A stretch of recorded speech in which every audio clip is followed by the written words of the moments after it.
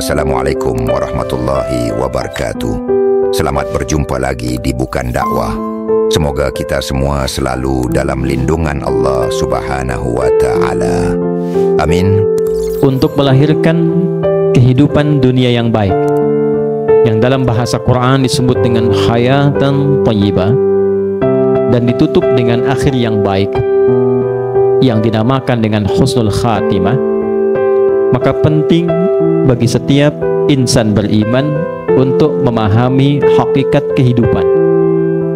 Dan itulah yang ditampilkan oleh Al-Quran, bahkan sejak Allah Subhanahu wa Ta'ala mengawali detil firman-Nya dalam Al-Quran yang membuka cerita perjalanan hidup awal manusia saat mulai dipilih menjadi pemakmur bumi hingga diturunkan berketurunan, dan tibalah kita menjalani kehidupan sampai dunia ini berakhir.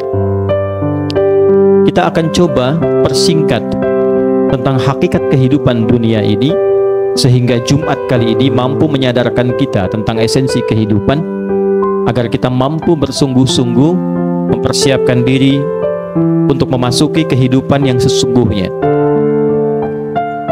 Al-Imam Al-Ghazali memberikan satu ilustrasi dalam kitab beliau yang fenomenal, Ihya Ulumuddin, tentang aktivitas manusia di bumi yang diilustrasikan seperti seseorang yang sedang menyelam di kedalaman laut.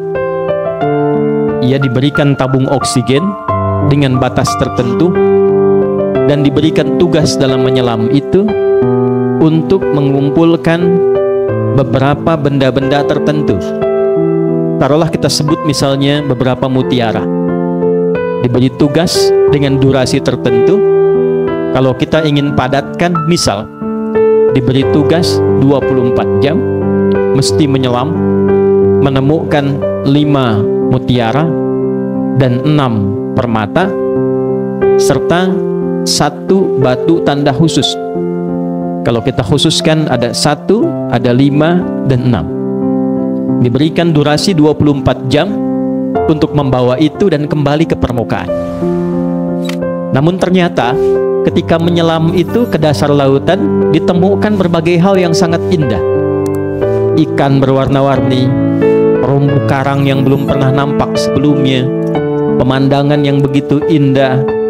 Walaupun saat yang bersamaan juga untuk mendapatkan benda-benda tadi terkadang mendapati gelombang ombak yang tidak mudah. Semakin menyelam ke dalam semakin deras arusnya. Namun cukup adil waktu yang diberikan, misinya juga sesuai dengan kemampuan untuk naik ke permukaan. Ternyata dari sekian banyak yang menyelam, yang gagal itu bukan karena kurang oksigennya, yang gagal itu bukan karena arusnya, yang gagal itu ia lupa dengan misinya, sehingga terpana oleh penampilan-penampilan dan juga pandangan-pandangan yang tampak dalam kemegahan samudra itu, sehingga lupa dengan misi asalnya untuk mengumpulkan benda-benda yang dikhususkan dan berwujud hal yang membawa ia mendapatkan kemaslahatan saat kembali ke permukaan.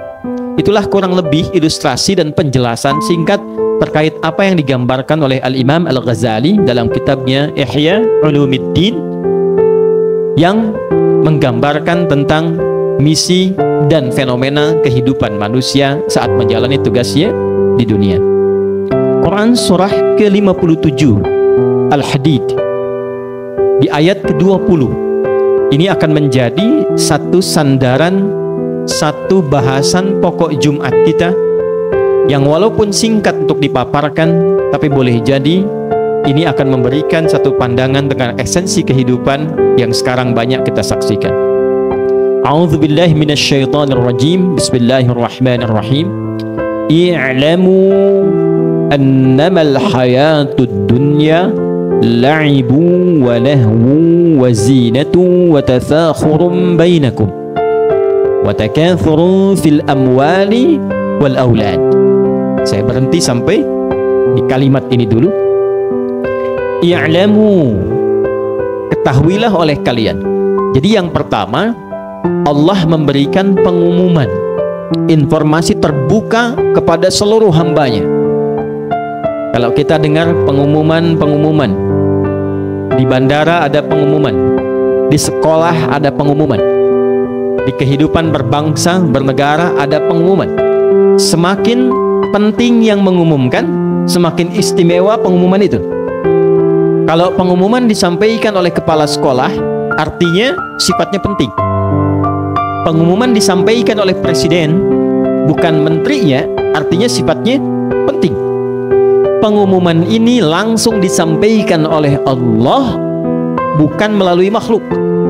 Allah yang sampaikan secara langsung, kemudian tiba kepada kita melalui Rasul yang teristimewa, bukan Rasul biasa, bukan malaikat biasa, yang menyampaikannya kepada Nabi Muhammad SAW, Ruhul Amin, Sayyidul Malaikah, pemimpin para malaikat, dan yang menyampaikan kepada kita Sayyidul Anbiya'i wal Mursalin, pemimpin para nabi dan para rasul.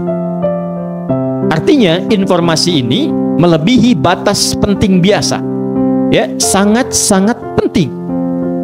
Apa yang penting itu? Perhatikan cara menerjemahkannya. I'lamu, ketahuilah oleh kalian informasi yang sangat penting ini. Annamal hayatud dunya, inti kehidupan dunia yang kita saksikan dan kita hadir di dalamnya, intinya itu sebagai berikut. 1. La'ib. Kebanyakan nampak seperti permainan. Permainan itu ikut rame kemudian selesai pulang. Kemarin adik-adik bermain futsal, permainan rame kemarin, rebutan bola, rebutan piala, setelah itu pulang, hilang, selesai. Yang Allah ingin sampaikan, kehidupan dunia itu ibaratnya satu seperti permainan. Kerjakan, selesai, apapun itu.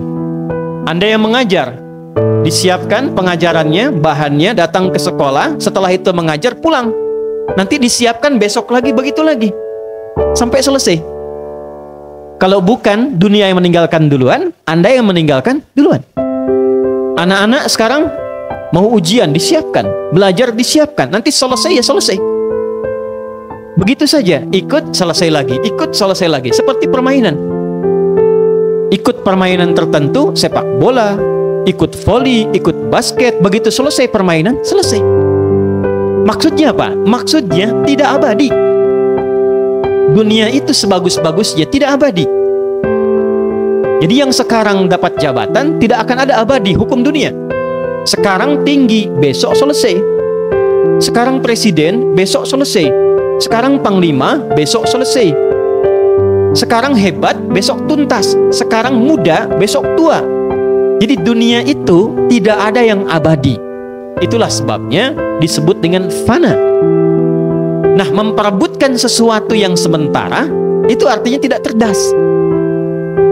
Jadi orang cerdas itu dia akan memperebutkan sesuatu yang abadi, sesuatu yang nampak lebih istimewa dibandingkan dengan sesuatu yang akan hilang dan hancur.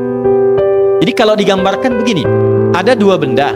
Yang satu bendanya sifatnya abadi. Abadi itu maksudnya terus, tidak hancur. Yang satu lagi hancur. Kalau tidak sekarang, besok.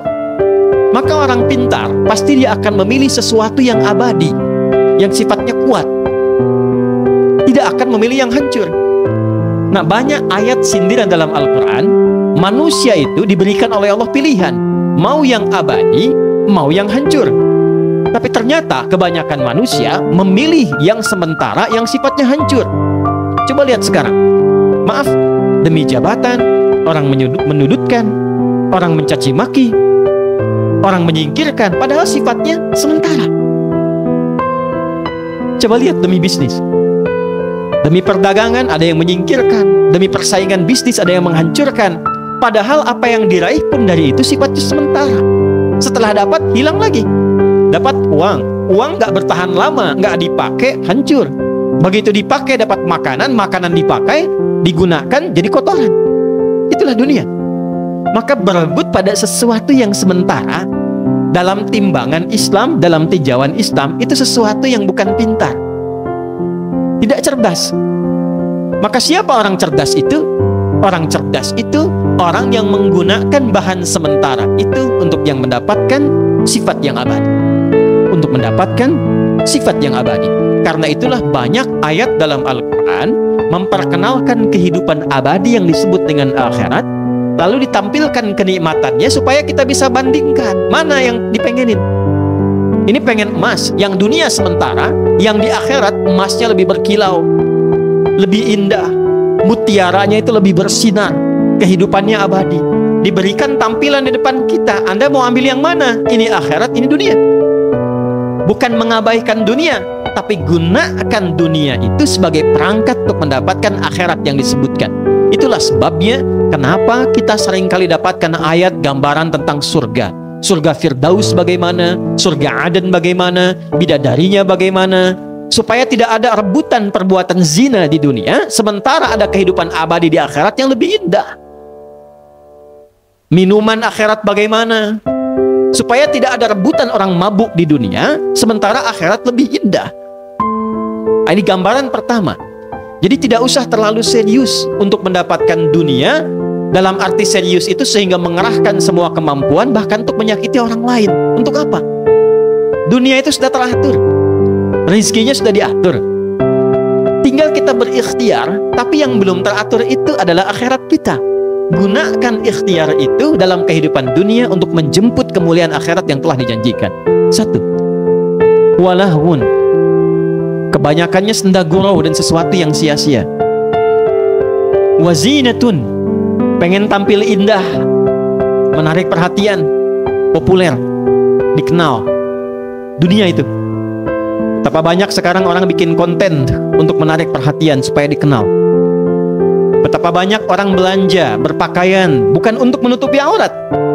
Sebetulnya standar kalau hanya sekedar nutupin aurat, bebannya nggak banyak, nggak akan dikejar-kejar beban. Cuman karena ingin tampil gaya, ingin modis, modisnya nggak dilarang. Yang salah itu ketika ingin dilihat banyak orang, sehingga bebannya semakin banyak. Beri kendaraan itu bukan supaya sampai ke tujuan dengan cepat, supaya tetangga tahu saya punya mobil, supaya tetangga tahu saya punya sepeda. Itu yang menyebabkan di-upload, update status, hanya untuk dilihat. Akhirnya apa yang terjadi? Bebannya makin berat. Ketika beban makin berat, lupa kita akan pulang. Itu yang dikatakan Al-Imam Al-Ghazali. Harusnya mencari satu benda, harusnya mencari 5 mutiara, harusnya mencari 6 permata. Akidah itu 1, 5 rukun Islam, 6 rukun iman. Itu yang kita pertahankan untuk pulang. Cuman lupa. Nah, itulah dunia. Jadi kalau kita mengerti tentang esensi kehidupan dunia, kita tahu mana yang dibutuhkan, mana yang diinginkan. Butuh itu pasti berlawanan dengan ingin. Tidak semua yang diinginkan itu jadi kebutuhan. Apa kebutuhan kita menggunakan pakaian? Menutup aurat. Apa kebutuhan kita makan? Menghilangkan lapar. Apa kebutuhan kita minum? Menghilangkan haus. Kalau sadar tentang kebutuhan, tidak banyak bebannya. Yang penting bisa minum, haus hilang. Tidak harus banyak selera. Ketika seleranya banyak, pengen dengan jus naga, naganya buah. Pengen dengan jus alpukat, pengen dengan es jeruk, dipaksa-paksa sampai nangis, dikejar cari sesuatu. Padahal intinya satu, cuman hausnya supaya hilang. Itu poin. Jadi gambaran dari Al-Quran ingin menggambarkan, Anda akan lihat dalam kehidupan dunia, banyak orang menuntut keinginannya dibandingkan memenuhi kebutuhannya. Selanjutnya, watatsakhurun bainakum, berbangga diri, pamer, berlomba hanya untuk menunjukkan siapa yang paling hebat. Di sekolah, ya persis kayak permainan kemarin kan, ya adik-adik futsal, pengen kerjasama mencetak gol atau ingin menunjukkan saya yang hebat skillnya. Pembimbing pelatih membimbing itu supaya timnya kompak atau supaya menunjukkan saya pelatih yang bisa mengantarkan timnya juara. Permainan. Ya, sekarang Anda mengajar di sekolah, tujuan mengajar itu tafakhur atau tafahum, menjadikan anak-anak itu kenal Allah, ingat pengetahuan, atau ingin menunjukkan saya bisa ngajar, saya ustadz yang hebat, ustazah yang hebat. Wa tafakhurum bainakum. Para ustadz begitu mengajar juga, apakah ingin dengan pengajarannya supaya umat itu kenal Allah, atau yang kedua tafakhur, persaingan siapa yang paling populer, siapa yang metodenya paling mudah dipahami, Siapa yang paling dikenal masyarakat? Tafakhur. Tidak sedikit yang terjebak pada bagian yang keempat ini. Wa takatsurun fil amwal. Ini tingkatnya agak lebih tinggi. Berlomba memperbanyak harta. Dan sekarang kita lihat yang terjebak di dalamnya bukan hanya pebisnis. Maaf, boleh jadi juga pengajar terjebak. Guru-guru yang mengajar ini memperbanyak ilmu dan pengalaman untuk mengajar, atau orientasinya datang ke sekolah untuk mencari harta. Bisa dilihat. Kalau ikut urusan dunia, innamal hayatud dunya, atau yang tadi i'lamu annamal hayatud dunya, ya, annamal hayatud dunya, inti dari dunia itu, kalau kita masuk ke dalamnya, kalau Anda ingin lihat orang yang terperangkap dunia, salah satunya takatsurun fil amwal. Dia terjebak untuk mengumpulkan harta benda dunia. Di sini gajinya besar nggak ya? Di sini pendapatannya besar nggak ya? Pengajar juga begitu. Amplopnya tebal nggak di sini? Jamaahnya banyak atau sedikit? Ya, persis seperti orang berusaha berniaga. Apakah salah kalau ingin cari dunia? Tidak. Wa minan nasi may yaqulu rabbana atina fid dunya wa ma lahu fil akhirati min khalaq. Demikian di Al-Baqarah ayat 200. Ada sebagian orang yang memang orientasi hidupnya cari dunia. Tapi ingat, dibuka di awal sesuatu yang ditinggalkan.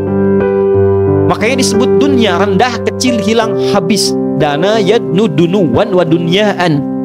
Jadi kalaupun Anda perbanyak, sampai ajal aja batasnya, ajal tiba, meninggal. Yang banyak itu nggak ada artinya.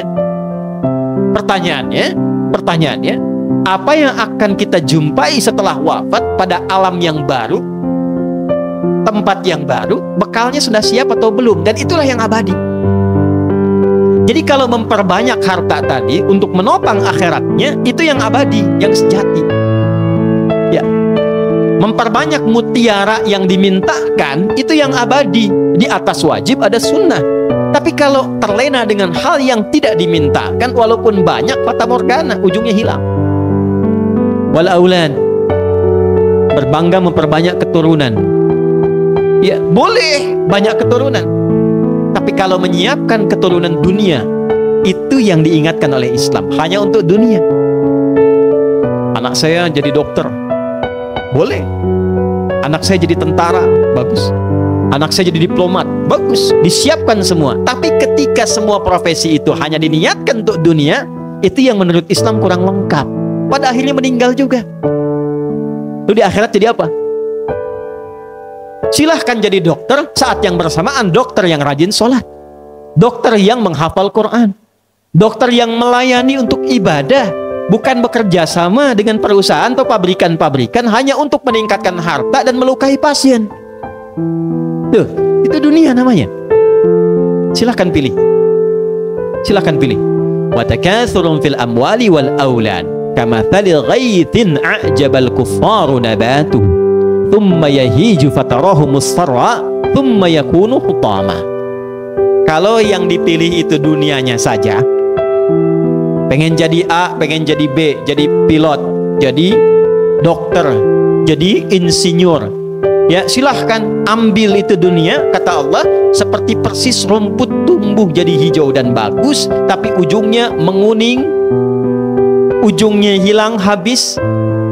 Kalau dibakar itu, ya jadi semai yang hitam saja, nggak ada nilainya, selesai diinjak-injak, habis. Ya, wa fil akhirati adzabun syadidun wa maghfiratun minallahi wa ridwan. Tapi kalau kita gunakan dunia untuk mencari akhirat, perhatikan kalimat Qur'annya, yang kita dapatkan kasih sayang Allah, ridhanya Allah, dan itulah yang menjadikan kita kuat menjalani kehidupan dunia. Ditutup lagi dengan kalimat wa mal hayatud dunya illa mata'ul ghurur. Kalau Anda terlampau menikmati dunia, bukan menjadikan bekal sebagai wasilah mencari akhirat, maka itu akan menjadi kesenangan yang menipu. Silahkan kumpulin harta sebanyak-banyaknya. Guru-guru yang mau ngajar orientasinya mencari harta, silahkan kumpulkan. Besok meninggal, harta itu tak terpakai.